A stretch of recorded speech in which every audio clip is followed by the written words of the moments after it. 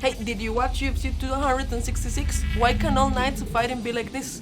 Here Lucy Morales and this is oddsandnews.com. Keep watching to see all the highlights of the last Saturday's UFC.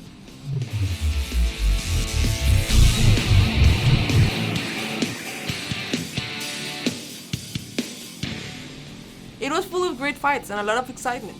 We will start from a stellar fight to the main card event. UFC 266 was a sustained feast of fighting. Before the two title bouts and the Diaz return, there were clashes between ranked fighters at both heavyweight and women's flyweight.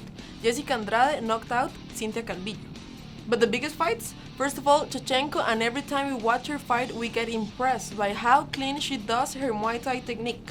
And she has no real contender against her. Is this bad? Not necessarily, but she has demolished every flyweight she's faced, and she's already taken out the best challengers available. Of course, the betting odds will stay really high in favor of Shevchenko, so we will still watch her, like something we admire, and the fight against Murphy just showed this once again. The return of Diaz, and like the Terminator, he was back. Like we all know, Diaz has a love-hate relationship with fighting.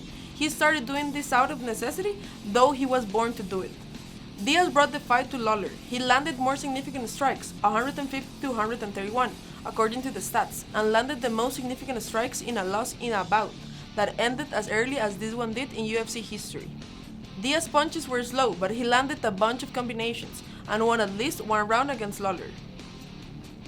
In the end, Diaz's fight was what we expected, and after so many years of not fighting, he's one of the most popular fighters of all time, because he will always give his contenders war.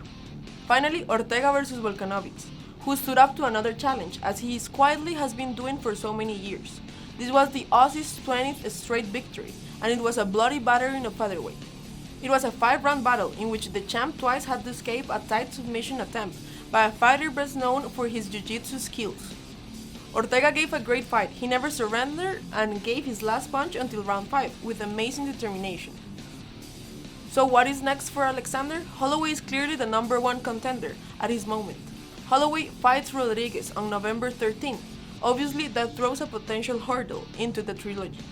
If Rodriguez were to upset Holloway, he will be up next for Volkanovski.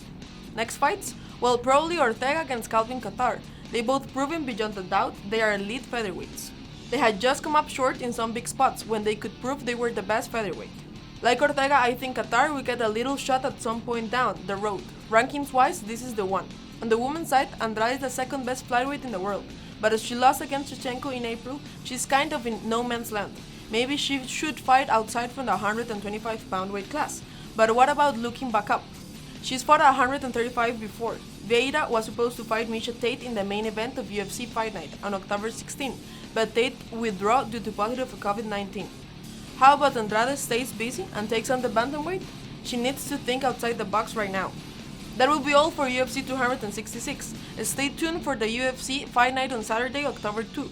And remember to subscribe to our channel, like this video, and follow us on social media. Thanks guys for watching.